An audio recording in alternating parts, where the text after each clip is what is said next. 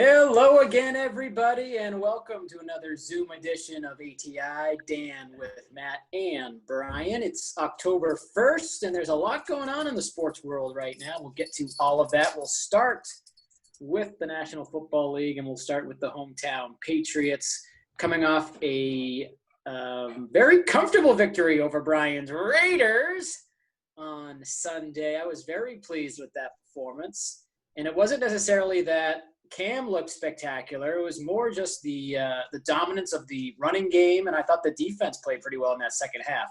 What did you guys think of the Pats bouncing back from that Seahawks loss, because we didn't talk since that game? Right. But just overall, where do you see the Pats right now? And obviously, we'll preview this Sunday's game as well. But that was a nice win on Sunday. I thought it was a great team win for them. I think early on, I've been watching the Raiders games all year, so they're usually good till about halftime. They usually run out of gas at the end. I know they had one of their top receivers out, but the top running back for the Raiders did pretty well. And then it was just the veteran players on the Patriots started making veteran plays, and it snowballed. And before you knew, it was a pretty close game at halftime. I think a lot of people thought that the Patriots were going to blow them out, and it was a lot closer than it should have been. A couple things maybe didn't go the Raiders' way. A couple maybe plays did go the Raiders' way. There was some 50-50 balls, but when you're fumbling the ball in the end zone and it's a safety, that's kind of hard to come back from, And I thought the Raiders are a good team. I think they definitely play pretty well this year. And just talking about that, obviously Brian knows, but for those that don't know much about the Raiders, they're missing Henry Ruggs. He was out with a hamstring injury. He's their number one pick of the year, as Brian falls out this year. Brian Edwards that was the play of the game. I love that. Did anybody figure out what was said to him when he did that? So nobody knows. Nobody asked Cam post game, why did you snake down to the floor? Cam Newton. Someone should ask him that. Cam Newton. But Brian Edwards, the number 2 receiver, got hurt in the game, and Darren Waller had 1 catch for 5 yards, who's probably a top 3 tight end in the league for the Raiders. So the Patriots got some fortunate parts. They also executed their game plan well. And I think right now, I don't know if we're going to talk about the Seattle game too, but in terms of the Raiders game through 3 weeks, the Patriots are back to the old style Patriots, right? They show up on Monday morning. They say what went well, what didn't go well. And then Tuesday, they say, what do we need to do to be competitive in this game and give us a chance, right? Yep. Week 1, it was don't throw the football, run it with Cam. Week 2, it was throw the football 80 times and have Cam get 400 yards. And then in week 3, it was let's get the running backs involved. Let's do a little screen game, more of the normal Patriot way. They've been in every game. I don't know if it's just because I have low expectations on Cam Newton that I wasn't even upset Monday morning after they lost the game, more just that I had to stay up until 12 o'clock watching a football game before work. The Patriots, I think they're doing what they need to do to be competitive in a very crappy AFC East. It's almost. I don't really want to say this, but I'll say it. In some ways, it's better that they did end up losing that game to Seattle, just because if they had won that game in Seattle and they were now 3-0, there would be the expectations would have gone from 0 to 100 real quick. So I think that loss. Well, obviously, I'd rather them be 3-0. That loss, I think, keeps them a little bit in check. As far as the expectations from everybody else, and maybe the expectations and the confidence in that locker room. But that Seattle game, we'll just touch on it quickly. Despite the fact that they lost, it almost felt like a win. The way that Cam played, the way that they were able to come back, it really felt like a moral victory. Which there are no moral victories, especially in the National Football League. But if there ever is going to be a game that felt that way, that loss felt like a moral win. So can I get a quick... You gotta like it if you go into a game like that, and the last play of the game, you get a chance to win the game. Mm-hmm. That's all you can really ask for. And I'll say it, again, I've said in the past, it's the kind of game that the Patriots have home field advantage. You expect to win a game like that. If they don't, it's a 50-50. With the crowds this year, I don't know if that's going to be a thing, almost like the NBA, where it really doesn't matter. Where there was a chance where I think the road team won 3 games in a row. I think in the NBA. I'm curious to see what that's going to be like in the football playoffs. But the playoffs is a long, long time from now. But we'll talk later about the Kansas City Baltimore game. It looks like that the teams that are going to be good were the teams that were going to be good last year. They're going to be good again this year. And, there's a few surprises early, but it looks like it's pretty much lining up that it's going to be the Patriots and probably the Bills. at least that the Patriots have to worry about, in their division. And I think that's an interesting point. Just 10 seconds on that. One of the best teams in the league, the Chiefs, they're allowed fans. If you get in a matchup where, say, it is those two teams, Baltimore can't have fans, Kansas City can. If Kansas City's at home, all of a sudden that changes everything, right? In the playoffs and everything gets a little rowdy. But in terms of the Seattle one, I think show of hands, I mean, I knew they were going to run Cam Newton. I figured it was a 50-50 they get stopped, but I think we all figured Cam was probably getting that football.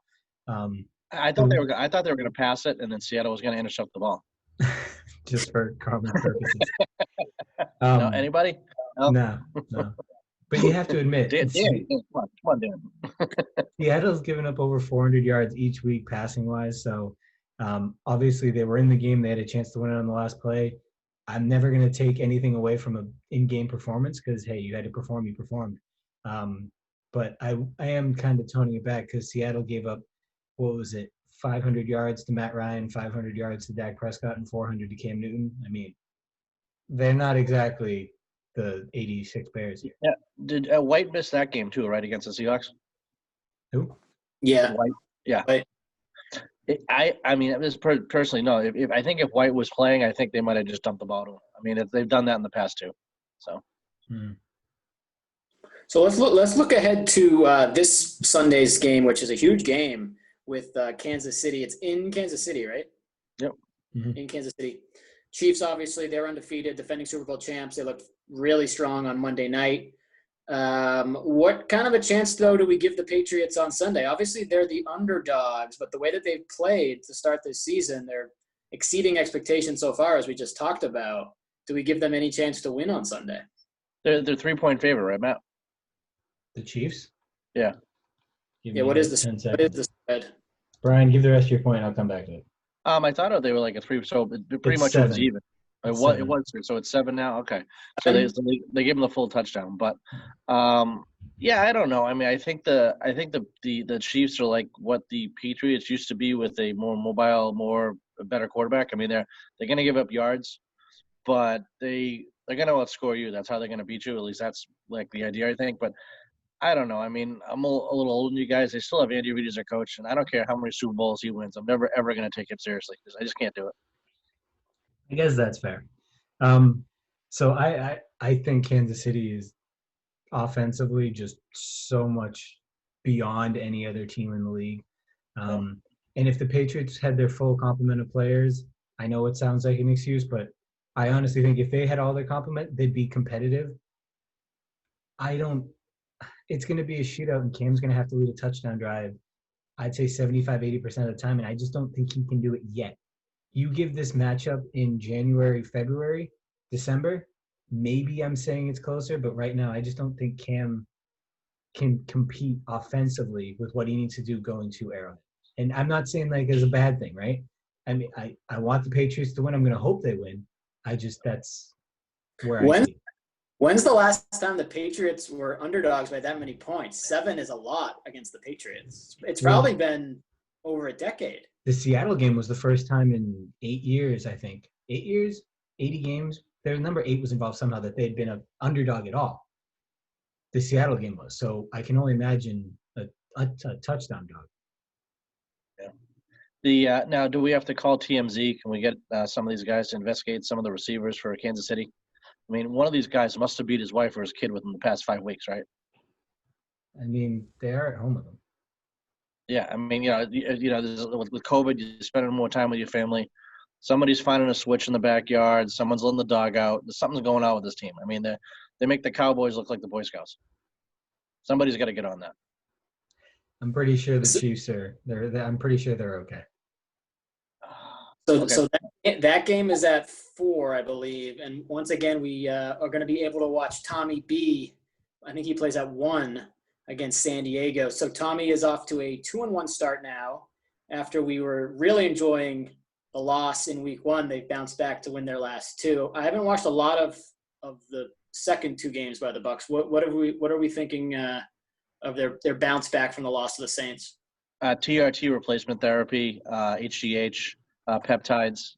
I think he placed a call to his golfing cohort, Peyton Manning, and was like, listen, The arm, I don't know. What can we do here?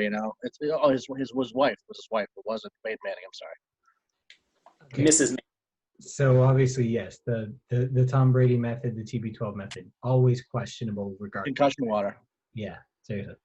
In a more authentic side of it, I've been semi-impressed. I think they're finally rounding out. Defensively, I think they're a top 5 defense in the league. Like, they can shut down anyone. They've proved that.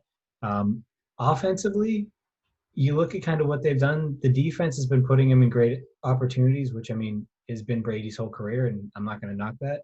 But, like, you look at he's killed Chris Godwin the last 2 times he's thrown him the football. And Godwin's going to miss more games. Mike Evans had 2 touchdown grabs, but they were also his only 2 catches, and they were only for 1 yard each. So it looks like he's got these great throwing numbers. And then Leonard Fournette in week 2 had like 100 yards and 3 touchdowns. Like, is Brady really the catalyst? Maybe. But Matt, they have Gronk as blocking now, and that's the difference. Well, he had like 4 catches last game. He said, I'm here to block. He said, I'm here to block. So that makes a difference. Gives Brady extra time. I mean, that NFC South is just god-awful anyways, so they should, even if they're not going to, but even if they only had like 9 or 10 wins, they're going to win it, and they'll have a home playoff game. So, I mean, defensively, they'll be in every game, and then you have the greatest game manager and fourth quarter quarterback in the history of the league. You always have a chance, right? That's how we did it. The strength of the defense that you're talking about, that wasn't necessarily expected, right? Obviously, everyone was talking about Tom, and everyone was talking about the offensive weapons. And I guess the defense was somewhat explosive, had some talent, but no one expected them to be this good this quickly on defense. Yeah, so you have probably one of the best linebacking cores in Devin White and Levante David. They're perfect in the middle. They cover a lot. They got a lot of like big name linemen, so like Ndamukong Suh's there. And basically, if you're 6'4" and 350, you're on their defensive line, right? And then they had probably the defensive rookie of the year in Antoine Winfield Jr., who they drafted out of Minnesota. So he's been kind of like a Tyrann Mathieu's been, kind of like a Devin McCourty's been. He's been playing really well, and it's kind of all of it fitting together, which, like you said, Dan, we didn't expect, but football's win's a win, right? Do you have all the games pulled up so we can do our quick rapid fire? Last week or this week? This week's games. I think I can do that. Do the share the screen again. We'll do a rapid fire picks. Okay, so tonight we've got Broncos Jets. If you bet the over on this game, you are just a moron. There is no way they read. If this game ends like 5-2, I wouldn't be shocked. What's the over? 6? 41. 41. No way. No, I'm gonna pick the Broncos. Okay. No. Patriots, Chiefs. I hate to do this because I pick the Patriots every week, but yeah, fuck it, Patriots. There you go. Colts, Bears. Yep. The Ballad of Nick Foles. Can I talk about Nick Foles for a second before we go through? My roommate and I were watching Red Zone, right? Trubisky gets benched. My roommate goes, watch, they're going to win this game. I was like, there's no way in hell Nick Foles is going to lead a comeback. And I'm sitting there watching like, all right, that's 1. All right, that's 2. I'm like, there's no way Nick Foles is leading this. Big Dick Nick. Jaguars, Bengals. I'm going to go Bengals. Give me Minshew Mania. Sure. First win for Burrow, I'll say.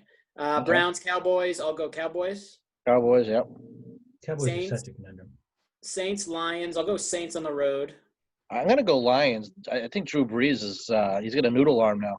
He does not look like himself at all. So they're supposed to get Michael Thomas back this week, so that should be helpful. Yeah, that will definitely. But he was so short in that Raider game, and he couldn't hit the broadside of a barn. I will say I don't know about winner, but I'm taking the over all day. 54.5. That should be super easy to hit with those 2 teams. Seahawks, Dolphins. I'll go Seahawks. Seahawks, yeah.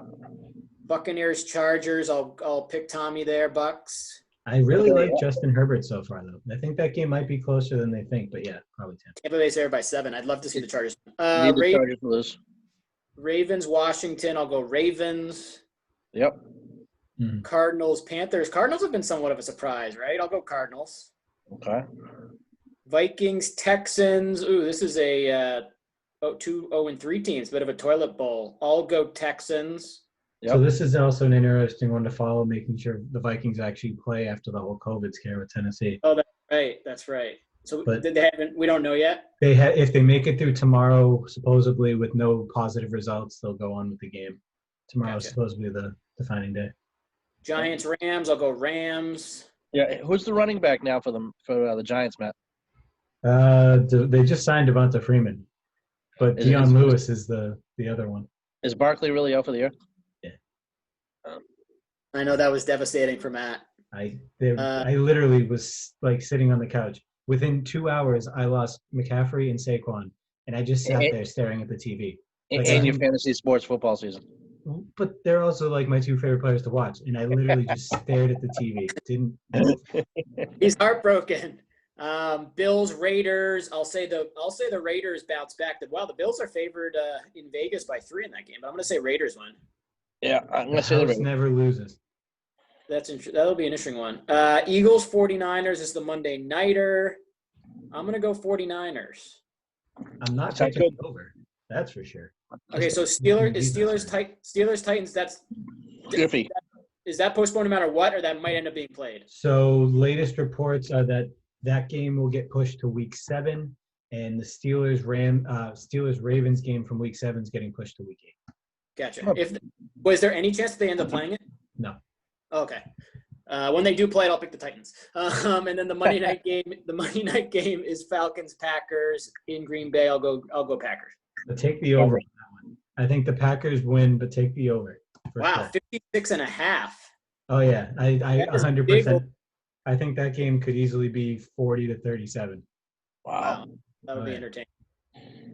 All right, those are your games this week. Let's shift gears to the Celtics. When we were last talking, I guess the conference finals was still going on, or it might have even been the end of the Raptors series. But nonetheless, obviously things end up disappointing for the Celtics. They end up losing in 6 games to the Heat. I guess the question is what went wrong, because they were favored in this series. They were the 3 seed, the Heat were the 5. Obviously, records kind of go out the window during the bubble playoffs with no home court advantage. But what went wrong for the Celtics here? There were a number of close games that just didn't go their way, but ultimately they come up short in the conference finals. Again, it's the 3rd time, I think, in 4 years they've come up short in the conference finals under Brad Stevens. I think the big thing people forget is it's the personnel. I think going into the season, you lost Horford and Kyrie Irving, and you're like, all right, well, let's see what type of team we have. So you can say, oh, the last 3 out of the 4 years they've lost in the conference finals, but their personnel keeps changing every single year. I think before we saw how awful Al Horford is now with the 76ers, we're like, how can we ever replace a guy like that on our team? Excuse me, but I think they did well. I think it came down to experience, which the Heat had, and they didn't.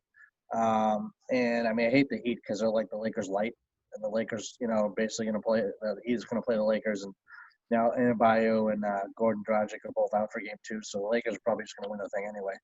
But I really think Gordon, if he's healthy, I think they beat him. I mean, I guess at the end of the game, they were saying that it was like a Bruins injury report postseason. It was like 2 broken legs, 1 broken arm, and a broken spleen. Gordon couldn't even jump. Literally could not jump.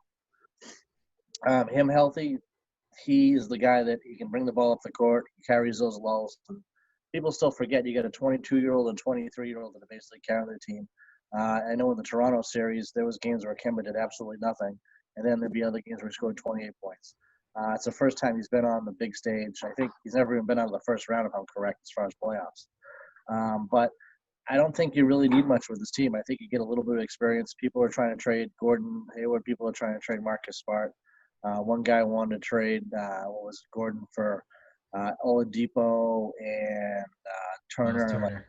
I wouldn't do that. Somebody else said that they might trade because I guess he's going to be a free agent next year and he's not going to re-sign with the Jazz. The only trade maybe for Gobert, so they could trade Hayward, but Hayward has to opt in, and then they could trade him for a year, and they have 3 first-round draft picks. They can make the salaries work. That would be pretty cool to have a center who's 7'6". It can but Gobert isn't a guy who can stretch the floor at all. He's not going to be taking any threes. So he's more of an old school center. And how many teams do you really need an old school center for? Well, maybe Milwaukee, Heat, and Lakers. so it's like, do you need him for the regular season? No, but do you need him for the playoffs? Maybe. So I don't know. But I'm just disappointed, like a lot of people are, because I still think they're a better team than the Heat. I just think they are. And like you said, Brian, I never once in that series sat there and said the Heat are better than the Celtics in this game. I'm okay with them, or like I'm okay with them winning this game because they were better. I never thought that. Yeah. It was the Heat played out of their mind for 6 games. Yeah. And when you look at it, what did the Celtics average deficit outside of that first game, like that they lost? It was like they lost by 3, lost by 5 type. Yep. You look at a couple of the games they lost. The third quarters of games 1 and 2 when they both lost, if they had any sort of Gordon Hayward out there, who we missed games 1 and 2, Right. they win those games because that third quarter is when Hayward would have stepped in, and even if he scores 10 points, right, they win that quarter, they win the game. All of a sudden, Jason Tatum doesn't go 0 for 10 and not score a single point in the first half. Right. I don't know how that happens, but you still only lost that game by 3. That shouldn't – things like that, they're right there. And to talk, like Brian said, people want people to be traded. People are talking about Stevens being fired. The Stevens one, I'm not fully on board with. But if you told me, like, hypothetically, you could get a Doc Rivers or someone in before, obviously, Doc going as the 76ers, but someone that kind of has that true experience dealing with the superstars in the playoff aspect, you could maybe convince me, because I fully believe. Well, if you're specifically talking about Doc, I love Doc and I love what he did when his time with the Celtics. But if you look at his playoff record, it's not great overall. Oh God, it's bad. I think he's lost the most Game 7s ever as a coach. He's lost the most 3-2 leads in series. He's lost multiple 3-1 leads. But I definitely, like, don't get me wrong, Stevens is a coach that can get you there. He can get you a top 4 seed. He can get you some home court advantage. He can get you to the East semis and the East Conference Finals. It's, can he get you beyond that, right? And that's where I think the players need to take over. So the way I look at it is, I would love to have someone like an Anthony Towns play center, a guy that can stretch the floor, get rebounds, things like that. But that's another mouth to feed. I more want like a Robin Lopez or a Brooke Lopez that doesn't care if he scores 0 points or 10 points, but he can hit a 3, he can play good defense, he can get some rebounds, and then get you a pure sniper on the outside. I'm not saying Kyle Korver, but that Kyle Korver in his heyday of, well, what can Kyle Korver do? I don't know, but he hits threes at a 90% clip. If they had a guy like that and didn't rely on Marcus Smart to lead your team in 3-pointers, they probably win that series. And are they giving the Lakers a battle? I don't know, but it's probably closer than this series against the Heat. They get 3 first-round picks, guys, so they can get a Tyler Hero-ish guy who can shoot threes. If they take all 3 of those picks, I hate Danny Ainge. There's no way in hell Danny Ainge should take all 3 of those picks to add to this roster. They won't because they don't have the spaces on the roster. But they have the available pieces to go get a guy like that. People forget about Tyler Heroes and a guy like Kyle Korver. They're a complete liability on defense. So yeah, they might score 36, but they're going to give up 48. All you need is a guy who can hit a few more threes, but I don't even think you need that. It really comes down to health. And they're going to lose Cantor probably, which isn't a big deal. And they can just replace him with a better player like Baines for $5 million, which people don't understand with the television ratings and, with COVID and the money going down this year. Teams aren't going to have a ton of money like teams like the Celtics do. Golden State didn't have quite the year that they're used to having, so their revenue was way, way down, and their payroll is still way, way, way up. There's going to be some deals out there, and I think with the 3 picks the Celtics have, they're going to be able to give a team a pick for, short money under $1 million, and they can always grab a guy for $3 or $4 million, where the other team, if you're already over the cap, $3 million is really $9 million, depending on how many times you've been over. And a lot of these teams, especially with COVID and all these other, issues going on right now with the ratings, the money, they're going to have an opportunity to, work on that side of the bench where you're not asking a guy like Grant Williams to bail you out. And if he doesn't hit a 3, you don't win a game. They're looking for something from, Carson Edwards. They get absolutely nothing out of him. He was supposed to be the sniper from Purdue. He didn't really pan out. Time Lord did okay in spurts, and then he just wouldn't play at all. Cantor did pretty good for, I think 3 or 4 times they let the ball roll to him, and then all of a sudden they take him out. They're not that far away. I'll say this again. They're a better team than the Heat. It just came down to health. But experience can overcome health. If you have a guy who's hurt, but if you have experience, you can kind of overcome that. Iguodala all of a sudden found the fountain of youth for 5 minutes. And he did really well. I think just as Boston fans, we're spoiled. And we're like, oh, okay, they'll probably make the finals. And there's 27 other teams that would love to be where we are right now. Yeah. I was just going to say, if the Celtics, if they had just split one of those first 2 games, not fallen down 0-2, I think they win that series maybe in 7. Yep. So it came down to some close games that just didn't go their way. Well, what it feels like to me, and we had Josh on. I know Matt's a big hockey fan. I feel like a Bruins fan now. I feel like I have a team that's really good, that's got the pieces, it's better than the other people still playing, and then they lost. And now I kind of get it from their point of view, where it's like you've got the right pieces, you have the right lines, you've had some good goaltending, then you lose a goalie, but you get enough. To lose to a team like some of the teams like the Bruins have lost to in the past. Now I get it. Now I know kind of I have an idea what they feel like as fans, because you're like, how the hell did this happen? Mm-hmm. Oh, so quick NBA Finals. I think I'm thinking the Lakers are going to sweep. Yeah. I mean, I'll be honest. I'm probably not. I watched I think 5 minutes of Game 1. I'm not even intrigued. Yeah, I didn't watch any of Game 1. All right. Do you want to quickly tell us about the Stanley Cup Finals? I guess it happened. Oh, yeah. Tampa went in. They lost Game 1. They lost Game 5. And then they had a giant parade on the water through a river. I don't know. Then they gave the Stanley Cup to a bunch of fans that were just drinking out of it repeatedly. COVID doesn't exist in Florida. It's fine. Hey, Tampa Bay could have a big year this year. They win the Cup. They got Brady down there. And the Rays are in the – let's transition to MLB. The Rays are in the playoffs, right? Well, everyone's in the playoffs except for the Red Sox. The Rays are probably second best team in baseball right now. The Rays have solid pitching. They're one of the best managed teams in baseball. I told Matt, I'm not a big March Madness degenerate gambler like the two of you guys are, but that's what it feels like to me, where you got games at noon, 3 o'clock, 7 o'clock, midnight. If you're a baseball fan, it's pretty cool. And it's, people go, oh, well, yeah, why is it only a 3-game series? Why is it only a 5-game series? Well, if you only play 60 games, it should be a 3-game series. Let's get this going, and it makes the games more exciting too. But I feel kind of bad because you get guys like Trevor Bauer pitching 7 innings, striking out 12 guys, and they lose the game. They pull them out of the game because these guys can't throw 9 innings anymore because they're a bunch of babies. Mm-hmm. But, they pitch their heart out and then they lose. So I think, New York moved on, Tampa moved on. Braves won today. The Braves won. They beat Cincinnati. Did the White Sox win? They were losing 6-3, 6-4. Okay, so that means